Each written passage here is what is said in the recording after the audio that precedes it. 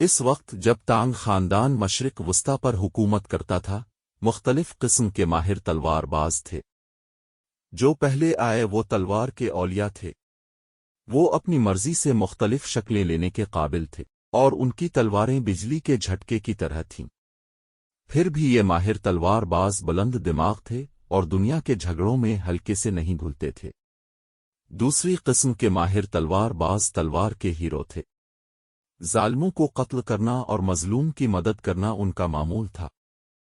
انہوں نے اپنے پہلو میں ایک چھپا ہوا خنجر پہنا ہوا تھا اور اپنی بیلٹ پر چمڑے کا تھیلا اٹھا رکھا تھا۔ جادو کے ذریعے وہ انسانی سروں کو بہتے پانی میں تبدیل کرنے کے قابل تھے۔ وہ چھتوں پر اڑ سکتے تھے اور دیواروں کے اوپر اور نیچے چل سکتے تھے، اور وہ آئے اور چلے گئے اور کوئی نشان نہیں چھوڑا۔ نچلی قسم کے تلوار باز محض خریدے ہوئے قاتل تھے۔ انہوں نے اپنے آپ کو ان لوگوں کے لیے رکھا جو اپنے دشمنوں کو ختم کرنا چاہتے تھے، اور موت ان کے لیے روزمرہ کا معاملہ تھا۔ اولڈ ڈریگن بیئرڈ ایک ماہر تلوار باز رہا ہوگا جو پہلے اور دوسرے آرڈر کے درمیان میں کھڑا تھا۔ تاہم مولو، جس کے بارے میں یہ کہانی بتاتی ہے، ایک تلوار کا ہیرو تھا۔ اس وقت سوئی نام کا ایک نوجوان رہتا تھا جس کا باپ ایک اعلیٰ افسر اور شہزادے کا دوست تھا، اور باپ نے ایک بار اپنے بیٹے کو اپنے شاہی دوست سے ملنے بھیجا جو بیمار تھا۔ بیٹا جوان، خوبصورت اور ہونہار تھا۔ وہ اپنے والد کی ہدایت پر عمل کرنے گیا۔ جب وہ شہزادے کے محل میں داخل ہوا تو وہاں 3 خوبصورت لڑکیاں کھڑی تھیں جنہوں نے گلابی آڑو کو سونے کے پیالے میں ڈھیر کیا، ان پر چینی ڈال کر اسے پیش کیا۔ کھانے کے بعد اس نے رخصتی لی اور اس کے شاہی میزبان نے لڑکیوں میں سے ایک روز ریڈ کو حکم دیا کہ وہ اسے گیٹ تک لے جائے۔ جوں وہ آگے بڑھے وہ نوجوان اسے پیچھے دیکھتا رہا، اور وہ اسے دیکھ کر مسکرائی اور انگلیوں سے اشارے کیے۔ پہلے وہ 3 انگلیاں پھیلاتی، پھر 3 بار ہاتھ پھیرتی اور آخر میں ایک چھوٹے سے آئینے کی طرف اشارہ کرتی جسے وہ پہنتی تھی۔ جب وہ الگ ہوئے تو اس نے اس سے سرگوشی کی، مجھے مت بھولنا۔ نوجوان گھر پہنچا تو اس کی سوچوں میں الجھن تھی، اور وہ لکڑی کے مرغ کی طرح غیر حاضر ہو کر بیٹھ گیا۔ اب یوں ہوا کہ اس کا ایک پرانا بندہ تھا جس کا نام مولو تھا، جو ایک غیر معمولی مخلوق تھا۔ کیا مصیبت ہے ماسٹر؟ اس نے کہا۔ تم اتنے اداس کیوں ہو؟ کیا تم اپنے پرانے نوکر کو اس کے بارے میں نہیں بتانا چاہتے؟ تو لڑکے نے اسے بتایا کہ کیا ہوا تھا، اور ان نشانیوں کا بھی تذکرہ کیا جو لڑکی نے اسے خفیہ طور پر کی تھی۔ مولو نے کہا، جب اس نے 3 انگلیاں پھیلائیں تو اس کا مطلب تھا کہ وہ محل کے تیسرے صحن میں مقیم ہے۔ جب اس نے اپنا ہاتھ 3 بار گھمایا تو اس کا مطلب 3 گنا 5 انگلیوں کا ہے، جو کہ 15 ہے۔ جب اس نے چھوٹے آئینے کی طرف اشارہ کیا تو اس کا کہنا تھا کہ 15ویں تاریخ کو جب چاند آئینے کی طرح گول ہوگا تو آدھی رات کو تم اس کے پاس جانا۔ پھر وہ نوجوان اپنے الجھے ہوئے خیالات سے بیدار ہوا اور اتنا خوش تھا کہ وہ مشکل سے اپنے آپ پر قابو پا سکا، لیکن جلد ہی وہ پھر اداس ہو گیا اور بولا، شہزادے کا محل ایسے بند ہو گیا ہے جیسے کسی سمندر سے۔ اس میں جیتنا کیسے ممکن ہوگا؟ کچھ بھی آسان نہیں۔ مولو نے کہا، 15ویں دن ہم گہرے ریشم کے 2 ٹکڑے لیں گے اور خود کو ان میں لپیٹ لیں گے، اور اس طرح میں تمہیں وہاں لے جاؤں گا۔ اس کے باوجود لڑکی کے دربار پر ایک جنگلی کتا ہے جو شیر کی طرح مضبوط اور دیوتا کی طرح چوکس ہے۔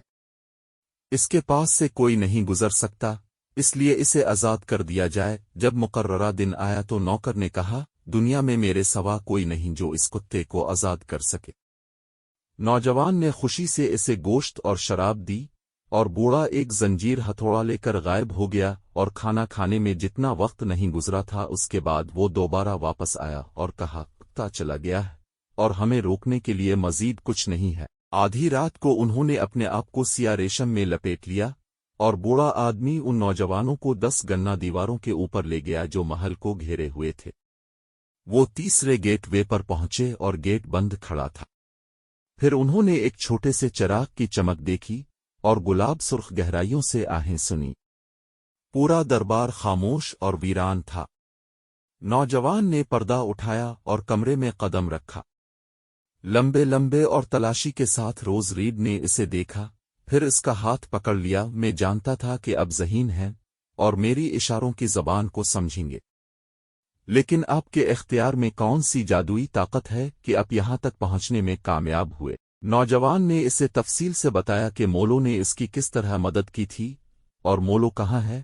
اس نے پوچھا۔ باہر، پردے کے سامنے، اس کا جواب تھا۔ پھر اس نے اسے اندر بلایا اور اسے جیٹ کے پیالے میں سے شراب پلائی اور کہا، میں اچھے خاندان سے ہوں اور بہت دور سے یہاں آئی ہوں۔ اس محل میں مجھے اکیلے طاقت نے غلام بنا رکھا ہے۔ میں اسے چھوڑنا چاہتا ہوں، اگرچہ میرے پاس شب کی چھڑیاں ہیں جن سے کھاؤں اور سنہری جھنڈوں سے اپنی شراب پیوں، حالانکہ ریشم اور ساٹن میرے ارد گرد سرسراہٹ کرتا ہے اور ہر طرح کے زیورات میرے اختیار میں ہیں، لیکن یہ سب مجھے پکڑنے کے لیے بہت سی زنجیریں اور بیڑیاں ہیں۔ یہاں پیارے مولو، آپ کو جادوئی طاقتوں سے نوازا گیا ہے۔ میں تجھ سے التجا کرتا ہوں کہ میری مصیبت میں مجھے بچا لے۔ اگر آپ ایسا کرتے ہیں تو میں آپ کے آقا کی خدمت کرنے میں خوشی محسوس کروں گا، اور جو احسان آپ مجھ پر کرتے ہیں اسے کبھی نہیں بھولوں گا۔ نوجوانوں نے مولو کی طرف دیکھا۔ مولو کافی راضی تھا۔ پہلے اس نے روز ریڈ کے گیئر اور زیورات بوریوں اور تھیلوں میں لے جانے کی اجازت مانگی۔ 3 بار چلا گیا اور واپس آیا یہاں تک کہ وہ فارغ ہو گیا۔ پھر اس نے اپنے ماسٹر اور روز ریڈ کو اپنی پیٹھ پر لیا اور ان کے ساتھ کھڑی دیواروں کے اوپر سے اڑ گیا۔ شہزادے کے محل کے چوکیداروں میں سے کسی نے بھی راستے میں سے کچھ نہیں دیکھا۔ گھر میں نوجوانوں نے روز ریڈ کو دور کمرے میں چھپا رکھا تھا۔ جب شہزادے کو معلوم ہوا کہ اس کی لڑکیوں میں سے ایک لاپتہ ہے اور اس کا ایک جنگلی کتا آزاد کر دیا گیا ہے، تو اس نے کہا کہ یہ کوئی طاقتور تلوار کا ہیرو ہوگا، اور سختی سے حکم دیا کہ معاملے کا ذکر نہ کیا جائے اور چھپ کر تحقیقات کی جائیں۔ 2 سال گزر گئے اور نوجوانوں نے اب کسی خطرے کا سوچا بھی نہیں۔ لہذا جب موسم بہار میں پھول کھلنے لگے، روز ریڈ ایک چھوٹی ویگن میں گاڑی چلاتے ہوئے شہر سے باہر دریا کے قریب چلا گیا، اور وہاں شہزادے کے نوکروں میں سے ایک نے اسے دیکھا اور اپنے مالک کو اطلاع دی۔